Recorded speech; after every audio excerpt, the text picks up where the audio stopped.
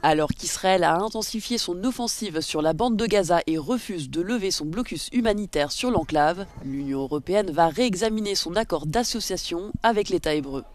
Cette décision a été approuvée mardi après que 17 des 27 ministres des Affaires étrangères de l'Union européenne ont soutenu la proposition présentée au début du mois par la chef de la diplomatie, Kaja Kallas. I think what it tells is that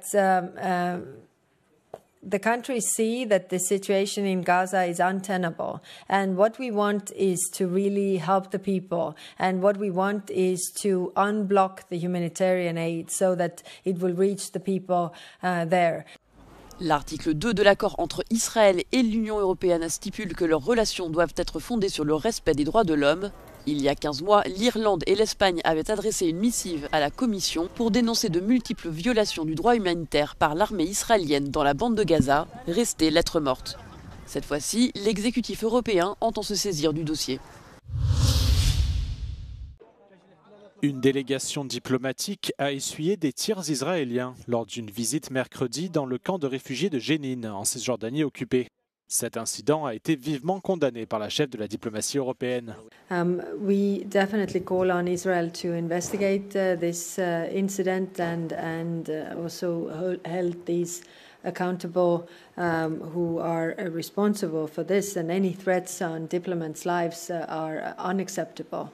Des représentants français, britanniques, canadiens et d'une vingtaine d'autres pays effectuaient une visite de terrain mercredi pour observer la situation humanitaire dans la région de Jénine, quand ils ont été pris pour cible par des tirs israéliens.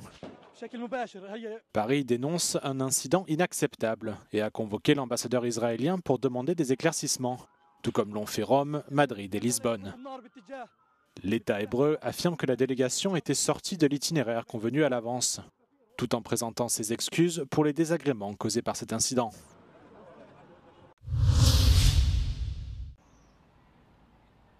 En Espagne, un ancien haut conseiller du président ukrainien déchu Viktor Yanukovych a été abattu par balle devant l'école américaine de Pozuelo de Alarcón, près de Madrid, alors qu'il venait d'y déposer ses enfants. L'homme politique Andriy Portnov était connu pour ses positions pro-russes et a été impliqué dans la rédaction de lois visant à réprimer les participants à la révolution de Maïdan en 2014 en Ukraine. L'enquête n'écarte aucune piste à ce stade, mais s'oriente vers un possible règlement de compte. Presentaba lesiones incompatibles con la vida, ocasionadas por 3 disparos al menos por arma de fuego, con lo cual solo ha podido confirmar el fallecimiento de esta persona.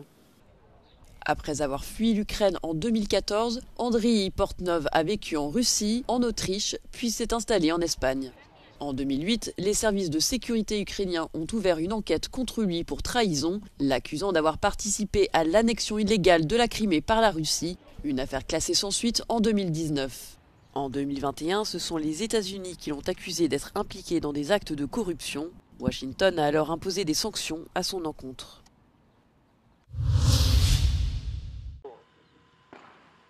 Au moins 6 soldats ukrainiens ont été tués mardi par une frappe de missiles russes, alors qu'ils participaient à un exercice de tir dans la région de Soumy, à la frontière avec la Russie. Selon la garde nationale ukrainienne, l'attaque a également blessé une dizaine de soldats et provoqué un important incendie sur un terrain d'entraînement militaire.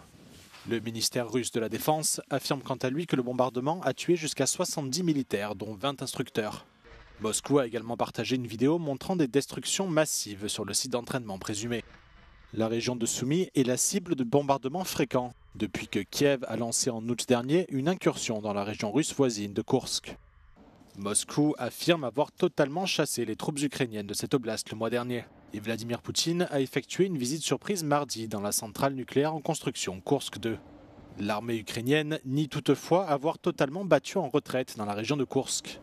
Selon une carte publiée par Kiev, les troupes ukrainiennes tiennent toujours une mince ligne de terre tout près de la frontière à l'intérieur de la Russie. La ville portuaire ukrainienne de Mariupol a été l'une des premières cibles de l'invasion russe. Après des semaines de combats, des milliers de morts et des destructions massives, la ville est tombée et se trouve depuis mai 2022 sous occupation russe. Environ 2500 soldats ukrainiens et de nombreux civils ont défendu Mariupol dans les aciéries d'Azovstal jusqu'à ce qu'ils soient contraints de se rendre. Nombre d'entre eux ont été emmenés en Russie en tant que prisonniers de guerre. Мені останні 2 тижні десь оборони Маріуполя, оборони Азовсталі, було все достатньо легко. Я просто змирився з неминучою смертю і просто хотілося загинути при виконанні службових обов'язків. Все просто. Військові мене зрозуміють. Тобто, коли ти розумієш, що ну все, в цілому все. Там в тебе більше половини друзів загинуло вже. Ти розумієш, що просто ти наступний, ти через це абсолютно спокійний, ти віддаєш шану загиблим друзям. Я бачив тіло свого найкращого друга в пакеті. Я був тоді абсолютно спокійний, бо я розумів, що ну, просто я наступний. Зараз він, завтра я, або через 5 хвилин я. Не було відчуття майбутнього зовсім. Des milliers de prisonniers de guerre de l'usine sidérurgique d'Azovstal sont toujours détenus en Russie dans des conditions inimaginables. Західні партнери не зовсім усвідомлюють, що коїться в полоні з нашими бійцями, і вони дуже акцентували увагу на Другій світовій, що не можна таке повторювати з людьми, і в той же час вони дозволяють ворожій стороні поводитись з нашими військовополоненими, і на жаль, вони не контролюють це на Росії, не відправляють туди групи представників Євросоюзу, щоб ті контролювали умови утримання наших військовополонених. І коли наші хлопці повертаються, вони важать по 30-40 кілограм. І в них дуже тяжка реабілітація, вони не можуть повернутися до нормального життя. Професіоналізм пілотів. Ceux qui ont réussi à rentrer chez eux dans le cadre d'échanges de prisonniers font campagne pour la libération de leurs camarades, dans l'espoir qu'ils puissent eux aussi retrouver leur liberté. На жаль, деякі Donald Trump a annoncé ce mardi la construction du Golden Dome, un système de défense antimissile qui aura pour objectif de protéger le pays d'attaques aériennes. Selon le président, il sera opérationnel à la fin de son mandat en 2029, un projet de 175 milliards de dollars jugé indispensable par Donald Trump. Because this is very important for the success and even survival of our country. It's a pretty evil world out there, so this is something that goes a long way toward the survival of this great country. And as I said, we'll be discussing Canada. They want to hook in and they want to see if they can be a part of it. That sort of makes sense. I guess that's what I was talking about from day one, you know, it just automatically makes sense and it won't be very difficult to do, but they'll pay their fair share. Le coût du projet et son calendrier ont été remis en question par plusieurs experts. Selon le bureau du budget du Congrès américain, les seuls composants spatiaux du système pourraient coûter 542 milliards de dollars au cours des 20 prochaines années. Dans une déclaration commune, Pékin et Moscou ont dénoncé un projet profondément déstabilisateur et accusent Washington de transformer l'espace en une arène pour la confrontation armée. Le Parlement polonais a approuvé mercredi la prolongation de la suspension du droit d'asile pour les migrants entrant clandestinement depuis le Bélarus. Cette mesure controversée est ardemment défendue par le Premier ministre polonais Donald Tusk. Mardi, il avait exhorté les députés à prolonger cette mesure, mise en place initialement au mois de mars, et qu'il considère indispensable à la sécurité nationale. Donald Tusk accuse Moscou et Minsk d'orchestrer l'immigration pour déstabiliser l'Europe.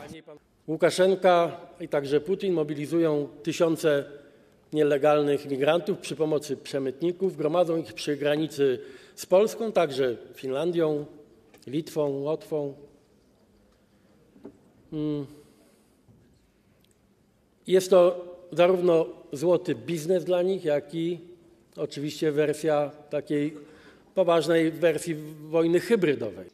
La législation a été fermement critiquée par les groupes de défense des droits de l'homme, qui estiment qu'elle n'est pas compatible avec le droit d'asile européen.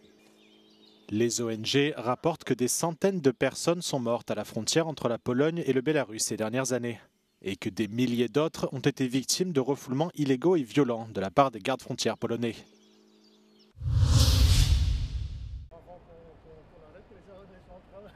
C'est un changement politique et énergétique en Belgique. Le pays a décidé d'abroger sa loi sur la sortie du nucléaire. Le texte adopté par les députés va même plus loin puisqu'il permet d'envisager à l'avenir une filière de l'atome avec la possibilité de construire de nouvelles centrales. La Belgique avait décidé en 2003 de fermer progressivement ses 7 réacteurs nucléaires. Le gouvernement actuel a donc décidé de revenir sur cet engagement afin de répondre aux défis actuels. Aujourd'hui, il y a une modification de l'appréhension du nucléaire. On sait que c'est une énergie bas carbone, ce qui permet de remplir nos objectifs climatiques européens, mais aussi une énergie abondante. Et nous avons 3 objectifs qui sont partagés par les partenaires européens. C'est une sécurité d'approvisionnement, un prix qui est maîtrisé et une énergie bas carbone. Et le nucléaire, en fait, il remplit les 3 critères. Le cas de la Belgique n'est pas isolé au sein de l'Union européenne sur cette question. Actuellement, l'Union compte une centaine de réacteurs répartis dans 12 pays membres sur 27. Pour la très grande majorité, il n'est pas question de renoncer à l'atome. Or, cette dynamique favorable au nucléaire s'étend aussi auprès d'États qui ne s'appuient pas ou qui ne s'appuient plus sur cette technologie. L'atmosphère politique et les opinions publiques ont changé. Je pense que ça tient évidemment à la situation conjoncturelle, avec une énorme incertitude géopolitique, et une dépendance de gaz est quand même encore toujours très forte. Et donc, très naturellement, tout ce qu'on peut faire pour se rendre plus indépendant du gaz, il faut le faire. Le nucléaire est une voie, les renouvelables sont une autre, et elles ne sont pas contradictoires. L'Allemagne pourrait être le pivot d'une dynamique à l'échelle européenne en faveur du nucléaire. Si Berlin ne compte pas abroger sa sortie de l'atome, le nouveau chancelier semble ne pas vouloir interférer dans les projets prévus par ses partenaires de l'Union. Autre revirement notable, l'Italie a ouvert la voie à un retour du nucléaire d'ici la fin de la décennie pour assurer sa sécurité énergétique et réaliser ses objectifs de décarbonation. Rome s'était pourtant engagée il y a 40 ans après 2 référendums à ne plus recourir à l'énergie atomique.